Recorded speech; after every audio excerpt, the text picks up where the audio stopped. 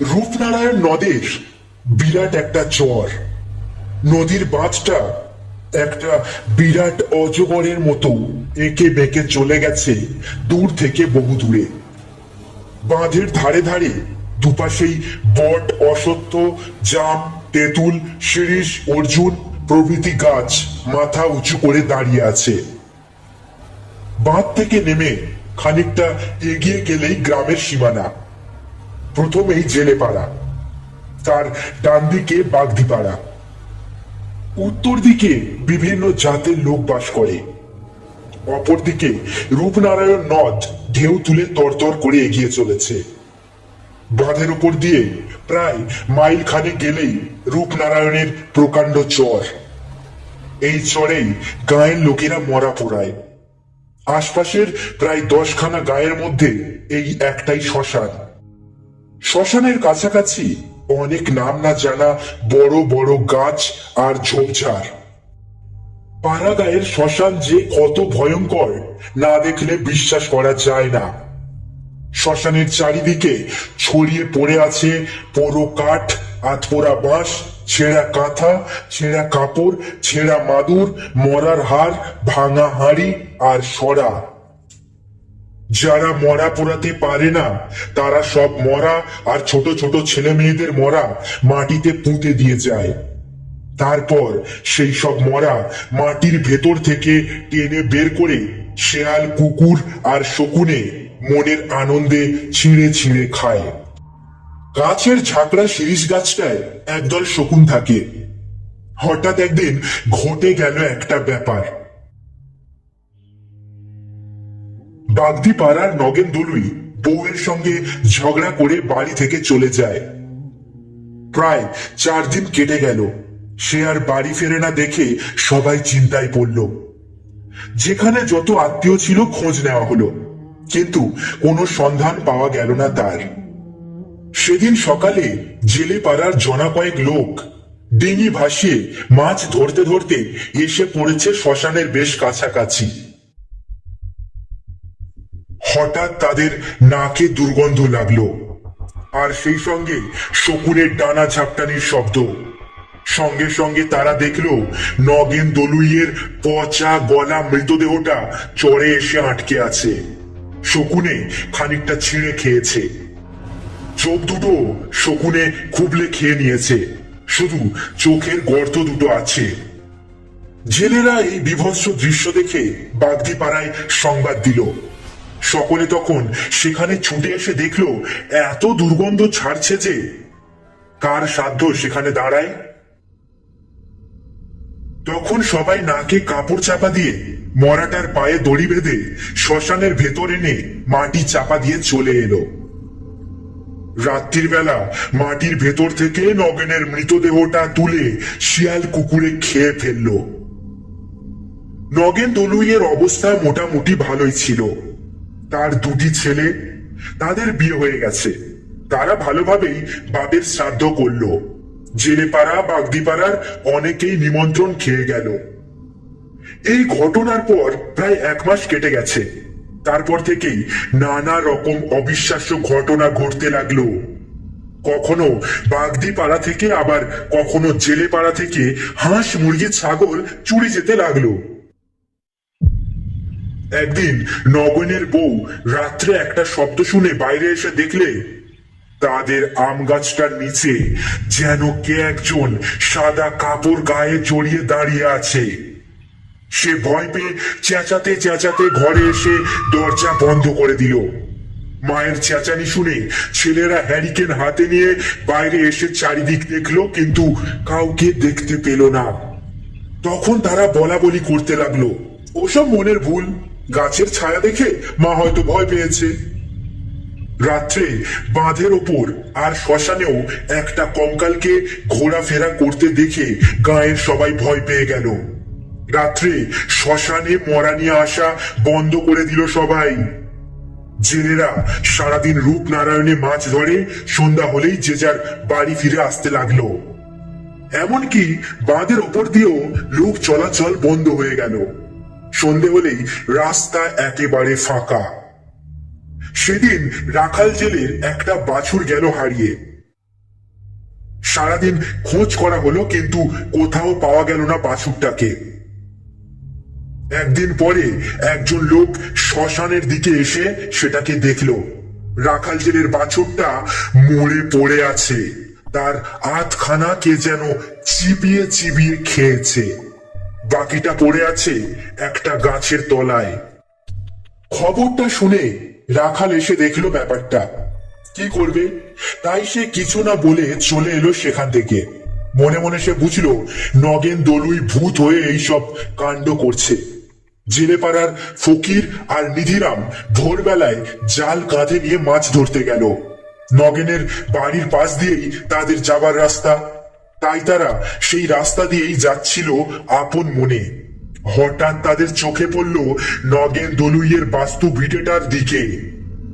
অবাক হয়ে ফকির আর নিধিরাম দেখলো নগেনের বাড়ির দরজার কাছে একটা আবছা মূর্তি দাঁড়িয়ে আছে, সারা দেহ তার সাদা কাপড়ে ঢাকা। ওরা চোর ভেবে জিজ্ঞাসা করলো, ওখানে কে রে? সঙ্গে সঙ্গে আবছা মূর্তিটা ঘুরে দাঁড়ালো। ওরা আশ্চর্য হয়ে দেখলো লোকটার মুখ দেখা যাচ্ছে না, শুধু চোখ দুটো যেন আগুনের গোলার মতো জ্বলছে। দেখতে দেখতে মূর্তিটা বিরাট লম্বা হয়ে গেল। এই ব্যাপার দেখে ফকির আর নিধিরাম ভয় পেয়ে ওরে বাবারে গেলুমরে বলে ছুটে পালালো প্রাণপণে। সবার মুখে মুখে খবরটা জানাজানি হয়ে গেল। বাড়ির লোক ভয় পেয়ে সন্ধ্যে 7টার পর নগেন দলুইয়ের বাড়ির পাশের রাস্তা দিয়ে যাওয়া আসা বন্ধ করে দিল। ফকির জেলে নগেনের ছেলে দুটোকে বলল, বাপু, ব্যাপার খুব সুবিধের মনে হচ্ছে না। তোদের বাপ ভূত হয়েছে, তোরা ছেলে পুলে নিয়ে থাকিস, একটা কিছু ব্যবস্থা কর, তা না হলে কোনোদিন তোদের বিপদ হতে পারে। নগেনের বড় ছেলেটা ভয় পেয়ে বলল, কি ব্যবস্থা করা যায় বলো দেখি খুড়ো? মাও একদিন দেখেছিল, আমরা তার কথা বিশ্বাস করিনি, কিন্তু এখন দেখছি বিশ্বাস না করে আর উপায় নেই। নগেনের ছোট ছেলে বলল, আমিও সেদিন ভোরের দিকে বাইরে বেরিয়ে সাদা কাপড় ঢাকা একটা মূর্তি দেখেছিলাম, কিন্তু সবাই ভয় পাবে বলে কাউকে আর কিছু বলিনি। নিধিরাম সব শুনে কিছুক্ষণ ধরে কি যেন ভাবলো, তারপর গম্ভীর ভাবে বলল, এখানে তো তেমন ভূতের ওঝাও নেই, তবে শুনেছি মহেশপুরে একজন লোক আছে, সে নাকি ভূত ছাড়ায়। তোরা তার কাছে যা, সে কি বলে দেখ। এই পরামর্শ দিয়ে ফকির আর নিধিরাম যে যার বাড়ি চলে গেল। নগেনের বড় ছেলে তার ছোট ভাইকে বলল, মহেশপুর এখান থেকে প্রায় 4 ক্রোশের উপর, যেতে আসতে প্রায় 9-10 ক্রোশ। আজকে তো আর যাওয়া সম্ভব নয়, কাল সকালেই সাইকেল নিয়ে বেরিয়ে যাব, বিকালে তাহলে ফিরে আসতে পারবো। সেদিন রাত্রেই ঘটনাটা ঘটল নগেনের বাড়িতে। রাত্রে খাওয়া দাওয়া সেরে বাড়ির সবাই ঘুমিয়ে পড়েছিল। রাত প্রায় তখন 2-2:30 হবে। হঠাৎ হাঁস মুরগির ঘরে ঝটপটানি আর কোক কোক শব্দ শুনে ঘুম ভেঙে গেল নগেনের বউয়ের। নগেনের বউ ভাবলো হয়তো হাঁস মুরগির ঘরে শিয়াল ঢুকেছে। এই কথা মনে করে সে একটা হ্যারিকেন আর একটা লাঠি নিয়ে বেরিয়ে এলো ঘর থেকে। উঠোনে পা দিতেই সে দেখলো খুব লম্বা একটা লোক দাঁড়িয়ে আছে উঠোনের মাঝখানে। তার লম্বা লম্বা লিকলিকে হাত দুটোতে দুটো মুরগি, আর সে মুরগি দুটো ছিঁড়ে ছিঁড়ে চিবিয়ে চিবিয়ে খাচ্ছে। এই দৃশ্য দেখে নগেনের বউ চিৎকার করে উঠোনে পড়ে অজ্ঞান হয়ে গেল। সেই শব্দ শুনে ছেলেরা বউরা সব ছুটে এলো হ্যারিকেন নিয়ে। উঠোনের মাঝে মাকে অজ্ঞান হয়ে পড়ে থাকতে দেখে তাড়াতাড়ি জল পাখা নিয়ে সবাই শুশ্রূষা করতে লাগলো। বেশ কিছুক্ষণ সেবা শুশ্রূষা করার পর জ্ঞান ফিরে এলো নগেনের বউয়ের। ছেলেরা জিজ্ঞাসা করলো, কি হলো মা, তুমি অজ্ঞান হয়ে গেলে কেন? নগেনের বউ তখন হাঁপাতে হাঁপাতে 2-1 কথায় ছেলেদের সব ব্যাপারটা বলল। উঠোনের যেখানে কঙ্কালটা দাঁড়িয়ে ছিল সেই জায়গাটা ইশারা করে দেখিয়ে দিল। সবাই আলো হাতে নিয়ে উঠোনের মাঝখানে গিয়ে দেখলো চারিদিকে মুরগির পালক আর রক্ত ছড়ানো রয়েছে। কিন্তু ধারে কাছে কাউকেই দেখা গেল না। ছোট ছেলে বলল, হয়তো শিয়াল ঢুকে মুরগি খেয়েছে। রাতের অন্ধকারে শিয়ালের চোখ দুটো তো দপদপ করে জ্বলে। মা হয়তো তাই দেখেই ভয় পেয়ে অজ্ঞান হয়ে গেছিল। ছেলেদের কথা শুনে নগেনের বউ বলল, তোরা আমার কথা বিশ্বাস করলি না, কিন্তু আমি স্পষ্ট দেখেছি খুব লম্বা একটা মূর্তি উঠোনে দাঁড়িয়ে আছে। তার সারা দেহ সাদা কাপড়ে ঢাকা, মুখটাও দেখা যাচ্ছে না, চোখ দুটো তপ করে জ্বলছে। তার লিকলিকে লম্বা হাত দুটোই দুটো মুরগি, সে মুরগি দুটো ছিঁড়ে ছুঁড়ে খাচ্ছে। এইসব কথাবার্তা হচ্ছে নিজেদের মধ্যে। এমন সময় বাড়ির পিছন দিকে শোনা গেল একটা ভয়ঙ্কর হাসির শব্দ।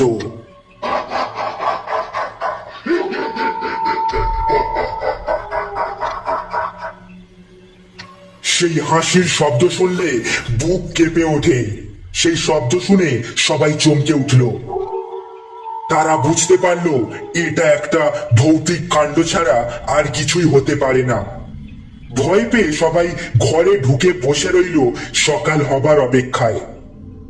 পরের দিন নগেনের বড় ছেলে সাইকেল নিয়ে চলে গেল সেই প্রায় 4 ক্রোশ দূরে মহেশপুরে ওঝার বাড়িতে। কিন্তু মুশকিল হলো ওঝা তখন খুব অসুস্থ। নগেনের ছেলে একে একে সব কথা বলল তাকে। ওঝা সব কথা মন দিয়ে শুনে বলল, দেখো বাবা, আমার বয়স হয়েছে, তাছাড়া আজ 1 সপ্তাহের ওপর আমি উঠতে পারছি না। একটু সুস্থ হলেই আমি গিয়ে সব ব্যবস্থা করে আসব। এখন বলো, তোমাদের ঘরে মোট কতজন লোক? নগেনের ছেলে বলল, সব শুদ্ধ এই 8 জন। ওঝা বলল, আমি তোমাকে 8টা মাদুলি দিচ্ছি। কালো সুতোয় বেঁধে হাতে বেঁধে রাখবে, আর ছেলেদের গলায় বেঁধে দেবে। আর এই 4টে পেরেক দিচ্ছি, তোমাদের ভিটেই 4 কোণে পুঁতে দিও। তাহলে সে আর তোমাদের বাড়ির সীমানায় আসতে পারবে না। এই কথা বলে ওঝা 8টা মাদুলি আর 4টে বড় বড় পেরেক তার হাতে দিল। পেরেক আর মাদুলি নিয়ে নগেনের বড় ছেলে বিকেলের দিকে ফিরে এলো। তারপর ওঝার কথা মতো সকলকে মাদুলি পরানো হলো আর পেরেক পুঁতে দেওয়া হলো। সেদিন থেকে নগেন দলুইয়ের বাড়িতে ভূতের উপদ্রব কমে গেছে বটে, কিন্তু গ্রামে উপদ্রব বেড়ে গেল। গায়ের লোকের ঘর থেকে হাঁস, মুরগি আর ছাগল প্রায় চুরি হতে লাগলো। অন্ধকারে সেই ছায়ামূর্তিকে দেখলো অনেক লোক। তাছাড়া কারো বাড়িতে গভীর রাতে ইট পড়তে থাকে দুমদাম করে। আবার কারো বাড়িতে গরুর হাড়, মোষের হাড়, মানুষের হাড় পড়তে থাকে। আবার কারো ঘরের চালে মরা পোড়া কাঠ, বাঁশ পড়তে থাকে। সারা গায়ের লোক ভয়ে কাঠ হয়ে গেল। সন্ধে হতে না হতেই যে যার ঘরে ঢুকে দরজা বন্ধ করে বসে ভয়ের রাত কাটাতে লাগলো। সন্ধ্যের পর অত বড় গ্রামটা যেন শ্মশানের মতো জনশূন্য মনে হয়। সেদিন রাতে অনেক দূর থেকে একদল লোক একটা মরা নিয়ে শ্মশানে এলো পোড়াতে। লোকগুলো চিতা সাজিয়ে মরাটাকে তার উপর তুলে আগুন দিল। তারপর সব যাত্রীরা একটু দূরে বসে আপন মনে তামাক টানতে লাগলো। এদিকে সেই অবসরে পাশের বটগাছ থেকে লম্বা হাত বাড়িয়ে নগেন মরাটাকে চিতা থেকে তুলে নিয়ে গাছের উপর বসিয়ে চিবিয়ে চিবিয়ে খেতে লাগলো।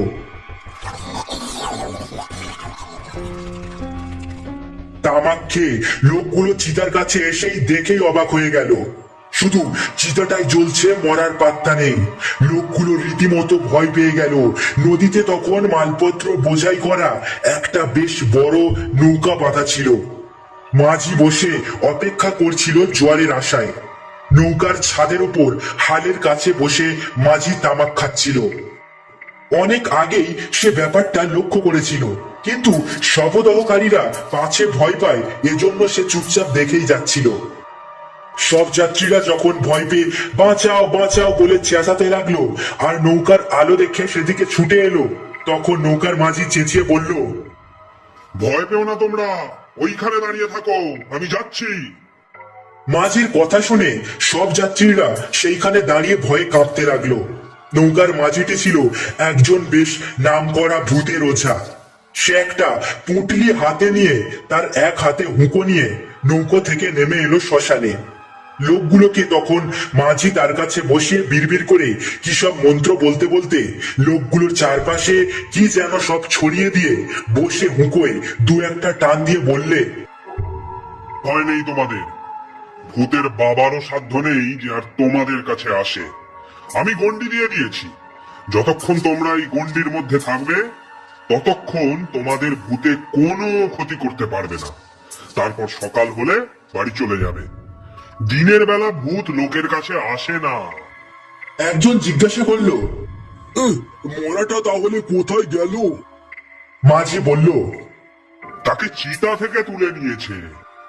মাঝির কথা শুনে সবাই ভয় পেয়ে ফ্যাল ফ্যাল করে চেয়ে রইল, কারো মুখে আর কথা নেই। মাঝি বলল, হ্যাঁ, তাকে তুলে নিয়েছে। ওদের মধ্যে একজন যুবক বলল, আগুনের ভেতর থেকে তুলে নিল কি করে? মাঝি বলল, গাছের ওপর থেকে হাত বাড়িয়ে। মাঝির কথা শুনে যুবকটি যেন একটু অবজ্ঞার হাসি হাসল। তাই দেখে মাঝি বলল, বিশ্বাস হচ্ছে না বুঝি? দেখতে চাও? যুবক বলল, বেশ দেখান, তাহলে বিশ্বাস করব। দেখো, আবার অজ্ঞান হয়ে যাবে না তো?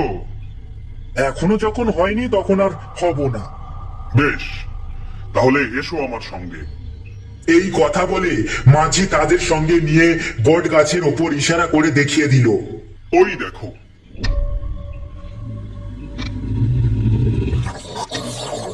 সকলে দেখলো বট গাছের মগডালের উপর বসে একটা বিভৎস কঙ্কাল তাদের সেই মরাটাকে চিবিয়ে চিবিয়ে খাচ্ছে। কি ভয়ঙ্কর দৃশ্য! ভয় পেয়ে সবাই চোখে হাত চাপা দিয়ে মাঝির কাছে সরে এলো। মাঝি বলল, এবার বিশ্বাস হলো তো?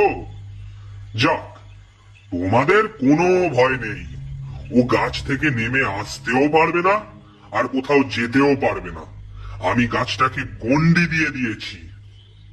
এই কথা বলে মাঝি হুঁকোটা সেখানে রেখে পুঁটলিটা হাতে নিয়ে উঠে দাঁড়িয়ে বলল, তোমরা এখানে চুপচাপ বসে থাকো। মাঝিকে চলে যেতে দেখে লোকগুলো ভয় পেয়ে কাতরভাবে বলল, আপনি আমাদের এভাবে ফেলে রেখে যাবেন না। সকাল হলে তারপর যাবেন। তো দয়া করে সকাল না হওয়া পর্যন্ত আপনি আপনি অপেক্ষা অপেক্ষা করুন। মাঝি হেসে বলল, ভয় নেই, আপনারা এখানে বসুন, আমি ওর পরিচয় নিয়ে আসছি। মাঝি চলে গেল বটগাছের দিকে। লোকগুলো ভয়ে কাঠ হয়ে বসে রইল। স্পষ্ট শোনা যেতে লাগলো মাঝি বলছে, তুই কে?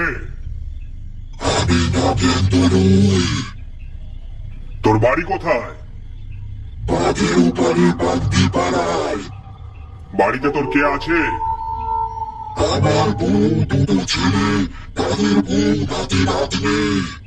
ঠিক আছে, তুই গাছেই বসে থাক। পালাবার চেষ্টা করলেই জ্বলে পুড়ে মরবি। আমি তোকে বেঁধে দিয়ে যাচ্ছি।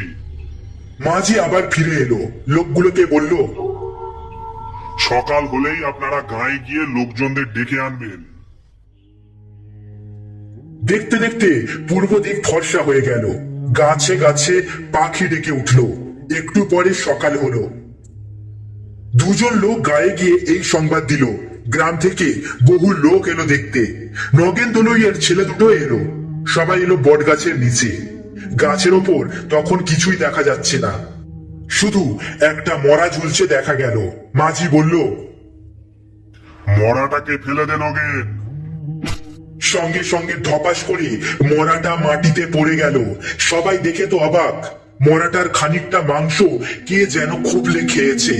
মাঝি বলল, নগেনের ভূতই মরাটাকে চিতা থেকে তুলে গাছে নিয়ে গিয়ে বসে খেয়েছে।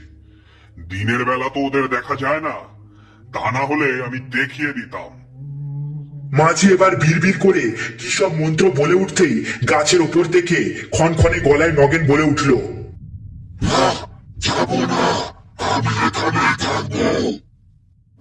একেবারে দেশ থেকে চলে যাবি। এখানে থাকবি কেন? এখানে আমার বউ ছেলে রয়েছে, তাছাড়া বউটার জন্যই আমি জলে ঝাঁপ দিয়ে মরেছি। ওকেও আমি ঘাড় মুটকে শেষ করব, ওর মাংস খাবো। এই কথা শুনে নগেনের ছেলেরা ভয় পেয়ে মাঝিকে বলল, আপনি আমাদের দয়া করে রক্ষা করুন, দয়া করে রক্ষা করুন আমাদের। মাঝি বলল, তোমাদের বাবা ভূত হয়ে কষ্ট পাচ্ছে, শুধু শুধু ওকে কষ্ট দিয়ে লাভ কি? নগেনের বড় ছেলেকে মাঝি বলল, তুমি গয়ায় গিয়ে ওর নামে পিণ্ডি দাও, তাহলেই তোমার বাবা প্রেতজনি থেকে উদ্ধার পাবে।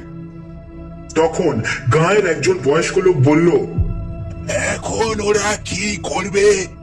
যদি আজ রাতেই কারোর ঘাড় মোটকে দেয় বা গ্রামবাসীদের ক্ষতি করে?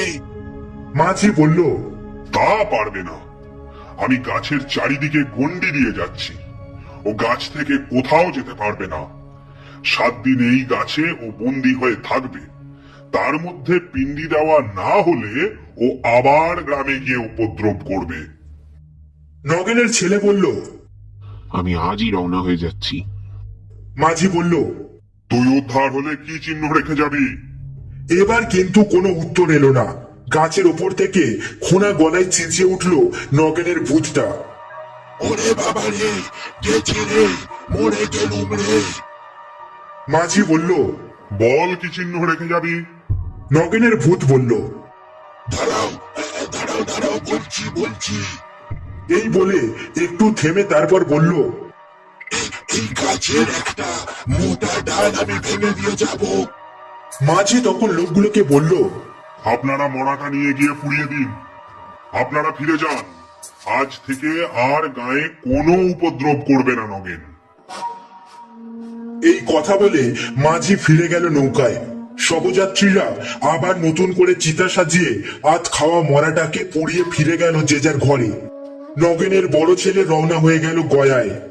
সে যেদিন নগেনের নামে গয়ায় পিণ্ডি দিল, সেই দিন দুপুরেই মরমর করে ভয়ঙ্কর শব্দে বটগাছের একটা ডাল ভেঙে পড়ল।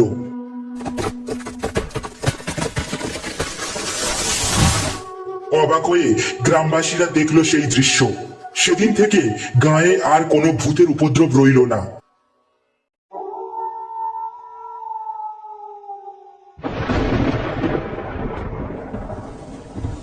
শীতকালের নির্জন রাতে যখন বাইরে ঝিরঝির বৃষ্টি পড়ছে আর ঠান্ডা হাওয়া বইছে, আমি আর চিত্তমামা আমাদের ঘরে বসে আছি।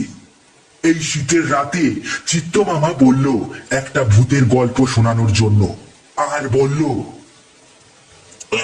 আচ্ছা রতন, তুই তো তোর বন্ধুর বাড়িতে গেছিলি, তো সেখানে কি নাকি ভূতের উপদ্রব হয়েছে, সেই গল্পটা আজকে একটু হয়ে যাক নাকি?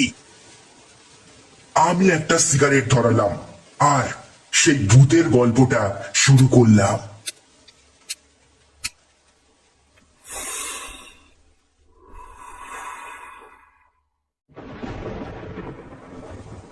সেদিন সকাল থেকেই মুষলধারায় বৃষ্টি হচ্ছিল। পথ ঘাট জলে ডুবে গিয়েছিল একেবারে। যানবাহন চলাচল বিপর্যস্ত হয়ে পড়েছিল। মন খারাপ করে ঘরে বসেছিলাম। হঠাৎ সন্ধেবেলা অবনী এসে হাজির। অবনী আমার ছোটবেলার বন্ধু। ওর সেই সময় চুল উস্কো ফুস্কো, চোখ দুটো লাল, কতদিন যেন দাড়ি কামায়নি। বললাম, কি ব্যাপার রে? অবনী একটি কথাও না বলে আমার ঘরে ঢুকে সোফায় গা এলিয়ে চুপচাপ বসে রইল।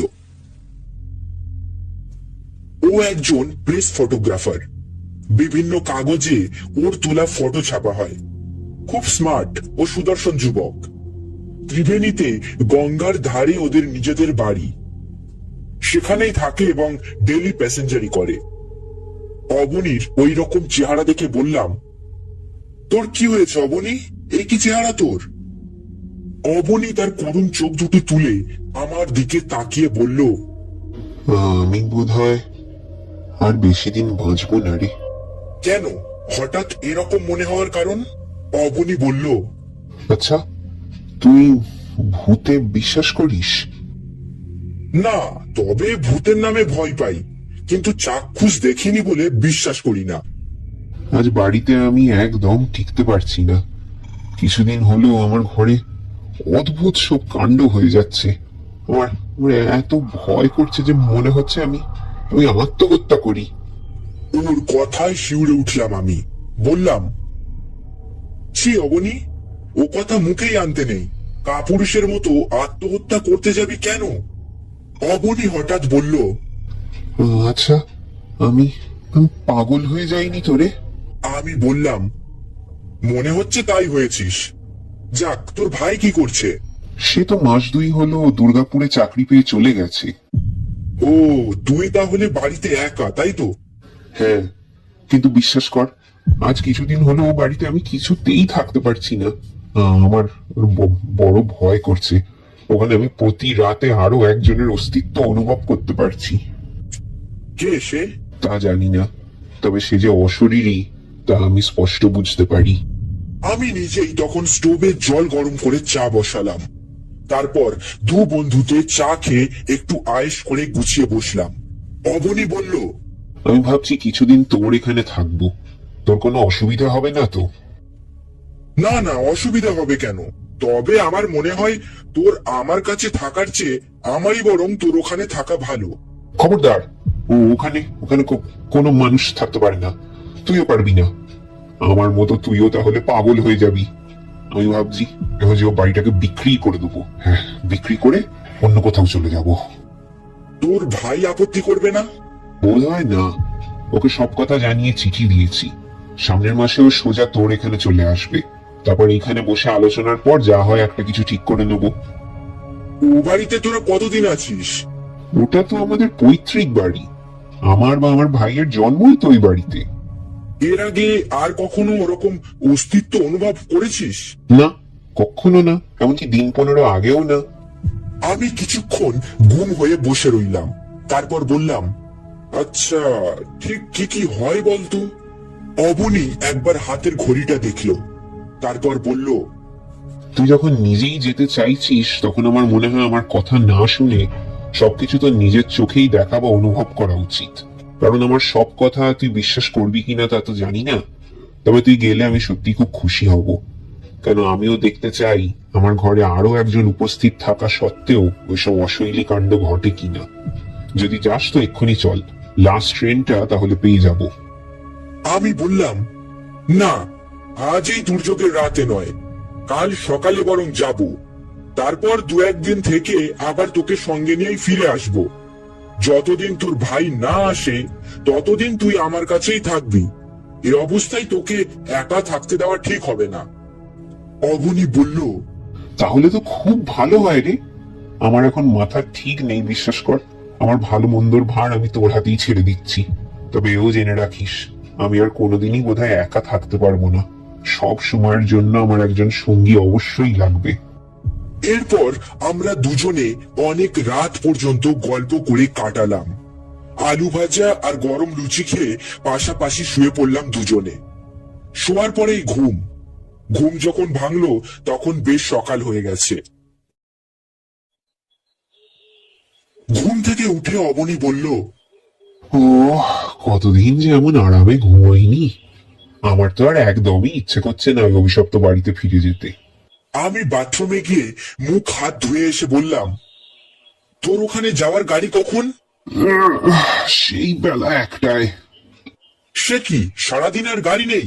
না, একটা ছিল সকালে, সেটা এতক্ষণে ছেড়ে গেছে। তা যাক, বেলা 1টার গাড়ি সই। দুপুরে খেয়ে দিয়ে দুজনে হাওড়া স্টেশনে এলাম। তারপর বারহারোয়া প্যাসেঞ্জারে 3টের মধ্যেই ত্রিবেণী। সেখান থেকে রিকশায় চেপে গঙ্গার ধারে ওদের বাড়িতে। ছোট্ট দোতলা বাড়ি। অবনীর সঙ্গে আমাকে আসতে দেখে আশেপাশের লোকেরা এবং দোকানদাররা চাপা গলায় ফিসফিস করে নিজেদের মধ্যে কি যেন বলা বলি করতে লাগলো। আমি তখনকার মতো আর চোখে সবকিছু দেখে নিলাম। তারপর অবনীদের বাড়িতে গিয়ে দোতলার ওর শোয়ার ঘরে ঢুকলাম। ওর ল্যাবরেটরি নিচে, একপাশে খোলা ছাদ।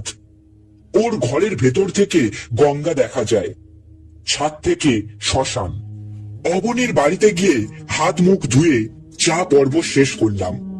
তারপর বললাম, অবনী, আমি একবার আধ ঘন্টার জন্য বাইরে যাচ্ছি, তুই একা থাকতে পারবি তো? অবনী বলল, তা পারবো। এখন দিনের বেলায় তো কোনো ভয় নেই, যা কিছু উপদ্রব সবই রাত্রি। তবে তুই কিন্তু বেশি দেরি করিস না। না রে বাবা না, তোকে একা রেখে আমি কখনো বেশিক্ষণ বাইরে থাকতে পারি? আমি অবনীদের বাড়ি থেকে বেরোতেই পাশের বাড়ির একজন বয়স্ক মহিলা আমাকে ডাকলেন।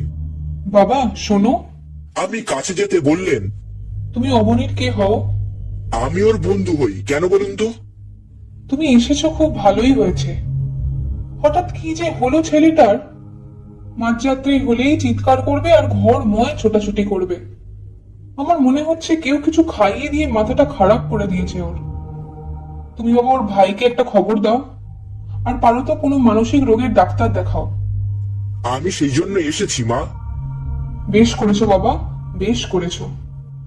ভদ্রমহিলার কাছ থেকে বিদায় নিয়ে আমি সেই দোকানগুলোর কাছে এলাম, যেখানে একটু আগেই ওকে দেখে সকলে ফিসফিস করে কিসব বলা বলি করছিল। আমি তাদের কাছে গিয়ে বললাম, আচ্ছা, আপনারা তো অবনীকে চেনেন, আমার বন্ধু হয়। একটু আগে আপনারা ওকে দেখে কিসব যেন ফিসফিস করে বলছিলেন, সেই জন্যই আমি আপনাদের কাছে এসেছি। কি ব্যাপার বলুন তো? আপনারা কি ওর মধ্যে কোনো ভাবান্তর লক্ষ্য করেছেন? আমি কিন্তু ওকে সম্পূর্ণ অপ্রকৃতিস্থ মনে করছি।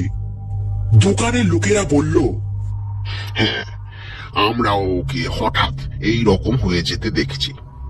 এবং সবচেয়ে আশ্চর্যের ব্যাপার কি জানেন, ও প্রায় রাতেই চিৎকার করে অজ্ঞান হয়ে যায়।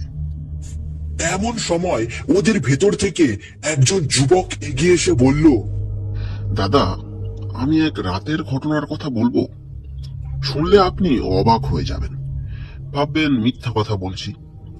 আমার কথা এরা কেউ বিশ্বাস করে না, হাসি, মনে করে আমি বোধহয় বানিয়ে বলছি। বেশ তো, শুনি না কি ব্যাপার। শুনুন তবে। সেদিন রাতে অবনীদা যখন চিৎকার করে অজ্ঞান হয়ে যায়, তখন আমি আর ওর পাশের বাড়ির বিষ্টুদা ছুটে যাই। কিন্তু গিয়ে যা দেখলাম তাতে গায়ে কাঁটা দিয়ে উঠল। কি রকম?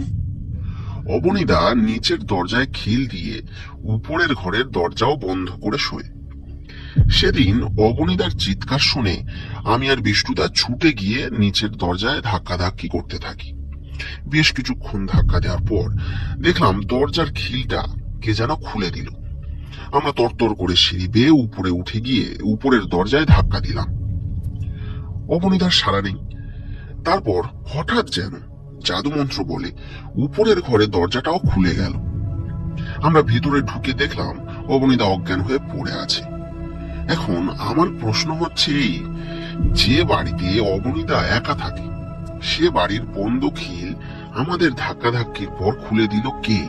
আমি অবাক হয়ে বললাম, স্ট্রেঞ্জ। যুবকটি বলল, অথচ আমার বা বিষ্টুদার এই কথা এখানকার কেউই বিশ্বাস করতে চায় না। আমি বললাম, দেখুন, আপনার কথা কেউ বিশ্বাস করুক আর না করুক আমি করছি। তাই বলছি, আজ রাত্রে আপনাদের ভেতর থেকে একজনও যদি কেউ আমাদের কাছে থাকেন তাহলে খুব ভালো হয়। আজ রাত্রে আমি নিজের চোখে দেখতে চাই এখানে কি হয় না হয়। কিন্তু না, আমার কথায় রাজি হলো না কেউ। সবাই বলল, না দাদা, ও বাড়িতে রাত্রিবাস কিছুতেই করছি না। বলা যায় না, যদি সত্যি ভৌতিক ব্যাপার কিছু হয় তাহলে কার কোপ কার ঘাড়ে চাপে।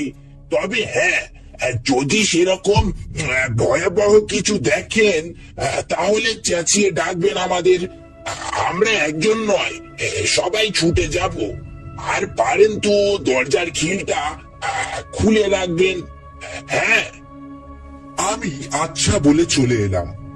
আমি যখন ফিরে এলাম তখন দেখি অবনী ছাদের আলসের ধারে চুপচাপ দাঁড়িয়ে আছে। আমি এসে বললাম, কিরে, একা থাকতে ভয় করেনি তো? অবনী ঘাড় নেড়ে বলল, না, তবে মনে খুব একটা সাহসও পাচ্ছিলাম না, তাই বদ্ধ ঘরে না থেকে খোলা ছাদে এসে বসে আছি। বেশ করেছিস। এখন চল দেখি গঙ্গার ধার থেকে একটু বেরিয়ে আসি। এখন কোথাও নয়, ওই দেখ আকাশের অবস্থাটা দেখ একবার, এই ঝমঝমিয়ে নামলো বলে। তাহলে চল ঘরে বসে রাতের খাওয়াটা তৈরি করা যাক। কি খাবি বল? স্রেফ ডিমের ঝোল আর গরম ভাত। আমরা দুজনে ঘরে ঢুকে স্টোভ ধরিয়ে ভাত বসালাম। সন্ধে উত্তীর্ণ হয়ে রাত্রি হলো। ভাত হয়ে গেলে ডিম সিদ্ধ বসাচ্ছি, এমন সময় শুরু হলো প্রবল বর্ষণ। সে কি প্রচন্ড বৃষ্টি! গতকালের রেকর্ড বৃষ্টিকেও যেন হার মানায়। এরই মধ্যে আমি জিজ্ঞেস করলাম, অন্যদিন কি এমন সময় উৎপাত আরম্ভ হয়? কোনো ঠিক নেই, কখনো সন্ধ্যের পর থেকেই হয়, তো কখনো মাঝরাতে। অবশ্য তুই থাকার জন্য যদি না হয় তাহলে আলাদা কথা। আমি নিজের মনেই নানা রকম কল্পনা করতে লাগলাম, এখানে কি ঘটে না ঘটে তাই নিয়ে। অবনী এখনো পর্যন্ত আমাকে কিছুই বলেনি। রাত তখন 10টা। এ পর্যন্ত সময়টা বেশ নিরুপদ্রবেই কাটলো। আমি আর অবনী একই তক্তপোষে একই বিছানায় দুজনে পাশাপাশি শুয়ে পড়লাম। শুয়ে শুয়ে গল্প করছি। এমন সময় হঠাৎ লোডশেডিং হয়ে গেল, আর সঙ্গে সঙ্গে অবনী আমার কাছে ঘেঁষে এসে বলল, এইবার সে আসবে, নিশ্চয়ই আসবে। কে আসবে? অবনী চিৎকার করে উঠল। ওই ওই ওই ওই তো সে, ওই দেখ। আমি শুয়ে শুয়েই জানলার দিকে তাকালাম। দেখলাম জানলার ঘষা কাঁচে ফ্রক পরা 14-15 বছরের একটি কিশোরী মেয়ে এলোমেলো চুলে ঘেঁষে দিয়ে দাঁড়িয়ে আছে। আমি কঠিন গলায় বললাম, কে তুমি? মেয়েটি নিরুত্তর। এমন সময় ফুস করে একটা দেশলাই জ্বালার শব্দ হলো। তারপরই দেখা গেল টেবিলের বাতিটা জ্বলছে। এ ঘরে আমি আর অবনী ছাড়া কেউ তো নেই। তাহলে কে জ্বাললো এই বাতি? কে সেই অশরীরী? ততক্ষণে ছায়া মূর্তি মিলিয়ে গেছে। আমরা দুজনেই ভয়ে কাঠ। চারিদিক নিস্তব্ধ, নিঝুম। অবনী যেন ভয়ে নীল হয়ে গেছে। আমার সারা শরীর ঘেমে উঠল। এমন সময় দেখতে পেলাম একটি হাত সেই বাতিটা তুলে নিয়ে দরজার কাছ পর্যন্ত গেল। তারপর কোমল গলায় একটি ডাক শোনা গেল, এসো। আমি অবনীকে বললাম, আয় তো, কোথায় নিয়ে যাই ও দেখি। অবনী বলল, না, খেপেছিস নাকি? ও আমার রোজ এইভাবেই ডাকে। আমি চাই না, খবরদার তুইও যাবি না। আয় বলছি। আমার বড় ভয় করছে। ভয় কি? আজ তুই একা নয়, আমি তো সঙ্গে আছি, আয় না। আমি প্রায় জোর করেই ওর হাত ধরে টেনে তুললাম। তারপর টর্চটা নিয়ে দরজার দিকে এগোলাম। দরজার খিল আপনা থেকেই খুলে দরজাটা দুহাট হয়ে গেল। আলো আমাদের পথ দেখিয়ে চলল। সিঁড়ি দিয়ে নিচে নামলো আলোটা। তারপর নিচের ঘরের দরজার কাছে গেল। যে ঘরে অবনীর ল্যাবরেটরি, সেই ঘরের কাছে থামলো আলোটা। ঘরে তালা দেওয়া ছিল। তালাটা আপনা আপনিই দেখলাম খুলে গেল। তারপর দুজনেই ঢুকলাম ঘরের মধ্যে। বাতিটা টেবিলের ওপর রেখে হাতটা অদৃশ্য হয়ে গেল। আর কারো অস্তিত্ব রইল না সেখানে। আমি বললাম, কি হলো? কথা বলছো না কেন? বলো তুমি কে? অবনী যেন পাথর। আমারও হাত পা অবশ হয়ে আসছে। এমন সময় শুনতে পেলাম সেই কিশোরীর কণ্ঠস্বর, আমাকে কেন এখানে নিয়ে এসেছো? আমাকে মুক্তি দাও, আমাকে বন্দি করে রেখো না। তোমাদের দুটি পায়ে পড়ি। আমি ভয়ে ভয়েই বললাম,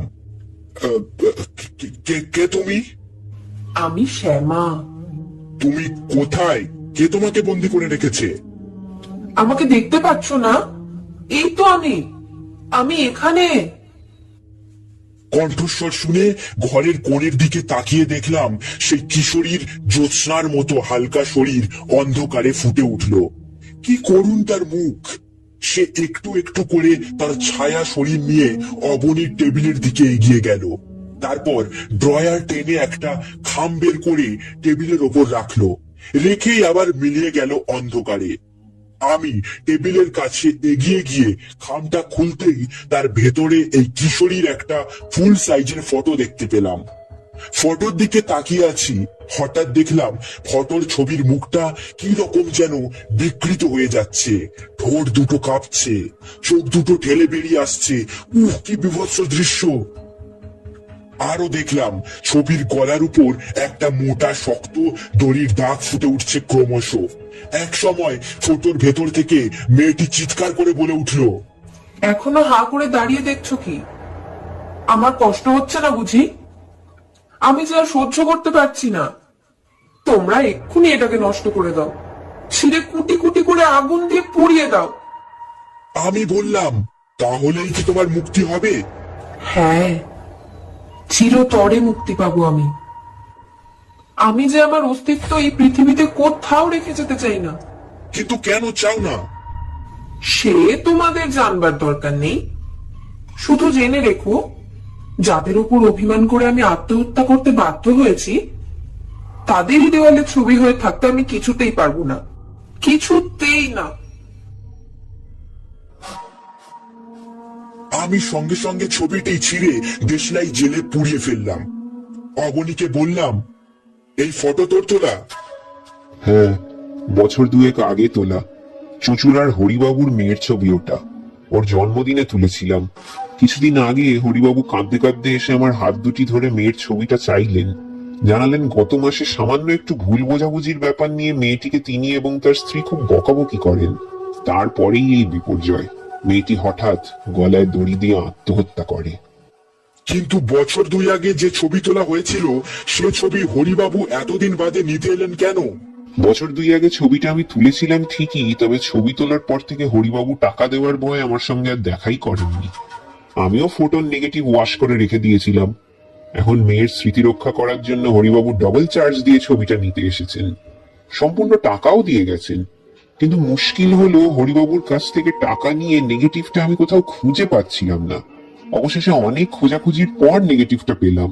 কিন্তু নেগেটিভ থেকে এই ফটো তৈরি করতে গিয়েই যত বিপত্তি।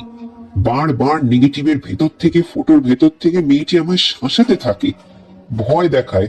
সেই জন্য তো আমি নিচের ঘরে ঢোকাই বন্ধ করে দিয়েছিলাম। সেই নেগেটিভটা আছে? আছে। দেখি। অবনী নেগেটিভটা আমার হাতে দিতেই আমি সেটাকেও অগ্নিদগ্ধ করলাম। তারপর ধীরে ধীরে টর্চের আলোয় পথ দেখে দরজা বন্ধ করে উপরে এলাম। সারা রাত ঘুম হলো না। শুয়ে শুয়ে অনেক গল্প করলাম দুজনে। বৃষ্টির বেগও কমলো। ভোরবেলা চা করে খেলাম। ভোরের আগে কারেন্টও এসে গেল। অবনীকে বললাম, আজ একবার সময় মতো হরিবাবুকে টাকাটা তুই ফেরত দিয়ে আসবি, কেমন? বলবি নেগেটিভটা হারিয়ে গেছে। অবনী বলল, নিশ্চয়ই। এরপরও অবনীর বাড়িতে আমি দিন দশেক ছিলাম, কিন্তু না, সে রাতের পর থেকে আর কোনো উপদ্রবী ও বাড়িতে হয়নি, এখনো হয় না।